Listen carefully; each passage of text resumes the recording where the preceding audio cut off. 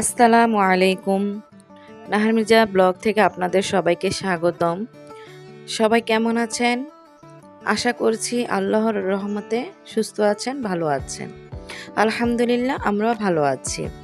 আরও একটি নতুন ভিডিও দেখার জন্য আপনাদের সবাইকে আমন্ত্রণ জানাচ্ছি। আশা করছি আমার আজকের ভিডিওটি আপনাদের খুব ভালো লাগবে। সকাল সকাল নাস্তা করে নিচ্ছি। আর আজকে সকালবেলা বানিয়েছি, আমাদের দেশে বলে এটাকে বৌয়া, তো সেটাই রান্না করেছিলাম। তো সেই খাওয়া দাওয়া করার পর এসে বললাম কিচেনে। তো আজকে সারাদিন কি কি করব, কি রান্না করব সেটা আপনাদের সাথে শেয়ার করব। তো এখানে বেগুন কেটে নিচ্ছি, আলু কেটে নিচ্ছি, যেটা আপনার তেলাপিয়া মাছ দিয়ে রান্না করব। তো যেহেতু আজকে আমাদের বাড়িতে মেহমান আসবে, এই জন্য কিছু রান্না করব, বেশি কিছুই না, সিম্পল বাসায় খাবারের জন্য। তাই তেলাপিয়া আর ওই যে বেগুন দিয়ে আলু দিয়ে রান্না করব। আর রান্না করব কলমি শাক শুটকি দিয়ে। তো এখন শাকগুলো কেটে নিচ্ছি। শাকগুলো ভালো করে কুচি কুচি করে কেটে নিব। আর এখানে যে শুটকি, আমাদের দেশে যে লটকা শুটকি বলে, ওইটা দিয়ে রান্না করব। তো ভালোই লাগে। আর সাথে আলু দিলে, এই তো শাকটা কাটা হয়ে গেছে, আর এই তো শুটকিটা, আর এখানে আলু দিব। এই আলুটা করে কুচি করে কেটে নিচ্ছি। তো এই শাকটা শুটকি দিয়ে রান্না করলে মাশাআল্লাহ অনেক ভালো লাগে, আমার কাছে তো অনেক ভালোই লাগে। তো সেটা অনেক দিন পরে রান্না করব। তো আজকে আর পাশে রান্না করব আরও কিছু। আর এখানে বাজারগুলো গুছিয়ে নিই, যা যা নিয়েছি কেটে, আর বাকিটি রেখে দিলাম।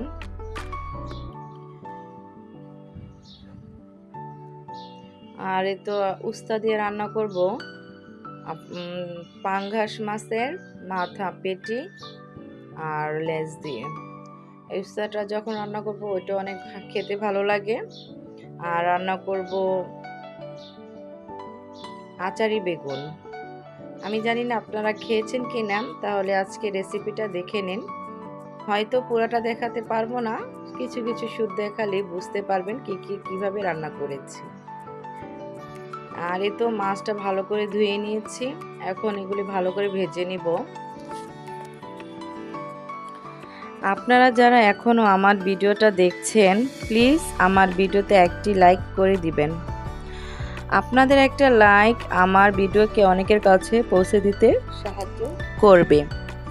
আর খুব বেশি ভালো লেগে থাকলে তাহলে আমার ভিডিও চ্যানেলটি সাবস্ক্রাইব করে দিবেন। সাবস্ক্রাইব করে পাশে থাকা বেল বাটন অপশনটি প্রেস করে দিবেন, যাতে করে আমি কোনো ভিডিও ছাড়লে সাথে সাথে আপনাদের কাছে পৌঁছে নোটিফিকেশন চলে যায়।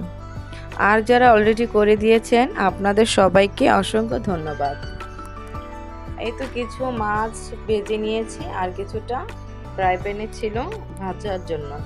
তো এই সুযোগে এখানে রান্না করেছি যে কলমি শাকটা, সেটা। তো এখন বললাম না যে আমাদের বাড়িতে মেহমান আসবে, তো এখানে এসেছে আমার ছোট দেবরের বউ। তো আসার সময় এই তরমুজ নিয়ে আসছে, আর কিছু ড্রিঙ্কস, আর বাচ্চাদের জন্য চিপস, বিস্কিট, এই তো অনেক কিছু। তো এখানে আমাদের যেই তেলাপিয়া মাছটা রান্না করেছি, আর এখানে রান্না করেছি টমেটো দিয়ে ডাল রান্না করেছি। আমাদের মাছ রান্না আর ডাল রান্না, শাক রান্না হয়ে গেছে। এখন রান্না করব উস্তা দিয়ে, আলু দিয়ে। এই তো পাঙ্গাস মাছের যে পেটের যে অংশ আর মাথা দিয়ে রান্না করব, এটা অনেক ভালো লাগে। আর যদি লেবু পাতা দেওয়া যায় তাহলে তো আরও ভালো লাগে, কিন্তু আমার কাছে লেবু পাতা নেই, দুঃখিত। আমার গাছটা ফেলে রেখেছে আরেক বাড়িতে, তো আনিনি। এখানে একটা ভুল করে ফেলেছি, এখন আর কি করার। এই তো এখন এই মাছ দিয়ে হয়তো আমি শেষ পর্যন্ত একটু জিরা ফাঁকি দিয়ে দিব, বাস এইটাই। আর আমি যেভাবে কেটেছি আলু আর যে উস্তা, ওটা লম্বা লম্বা করে কেটে নিয়েছি। আর এ তো আমি যে বললাম বেগুনের যে রেসিপিটা করব, সেটার জন্য দেখিয়ে দিব। আর এই তো পাতিলে লবণ, হলুদ এগুলি ভালো করে মেখে নিব। আর এই তো এখন ফ্রাই প্যানে ভাজা বসিয়ে দিয়েছি। এগুলি ভালো করে ভেজে নিলে রান্নাটা খেতে ভালো লাগে। আর কাঁচা তো ভালো লাগে না, ভেজে নিতে হবে অবশ্যই। আর এখানে বেগুনের যেই আচারি বেগুনটা তৈরি করব, সেটার জন্য আমি পেঁয়াজগুলো ভালো করে ভেজে নিচ্ছি।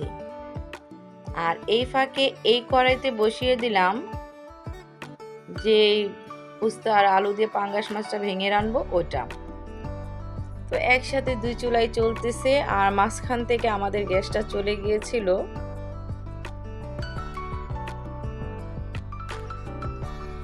তারপর গ্যাসটা নিয়ে আসছি আর ওই ফাঁকে আমি কিছু ইলেকট্রনিক চুলায় রান্না করেছি।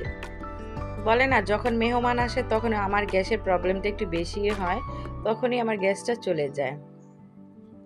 তো গ্যাসওয়ালাকে ফোন দিয়েছি, তারপর গ্যাস দিয়ে গিয়েছে, এখন আবার চুলাতে বসিয়েছি।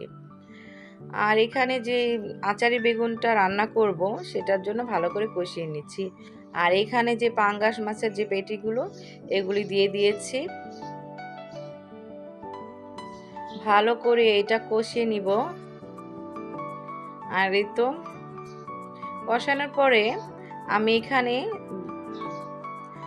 এখানে দিয়েছি যে একটু মানে তেঁতুলের যে সসটা বানিয়েছি সেই সসটা দিয়ে দিয়েছি। আর অবশ্যই তেঁতুলের সসের সাথে একটু হালকা চিনি দিবেন, তাহলে ভালো লাগবে একটু। আর এই তো আমার যে ভাজা বেগুনগুলো আছে সেগুলো ঢেলে দিচ্ছি। আর এগুলি একবার শুকনা শুকনা করে ফেলবো। আর এটাই আচারি বেগুন, খেতে অনেক ভালো লাগবে। সাথে একটু চিনি, লবণ, তারপরে যে একটা যে মিক্সার, আর সাথে একটু পাঁচফোড়ন দিয়ে দিয়েছি। আর আমি যে আচারের সসটা বানিয়েছিলাম তেঁতুলের, সেটার ভিতরে একটু পাঁচফোড়ন ছিল, তাই আর একটু ভালো লেগেছে। এ তো আমার রান্না প্রায় শেষ, সব কিছু এখানে অল্প অল্প করে নিয়ে নিয়েছি। কী কী রান্না করেছি অবশ্যই দেখতে পাচ্ছেন। তো এখানেই বিদায় নিচ্ছি। আসসালামু আলাইকুম, আল্লাহ হাফেজ।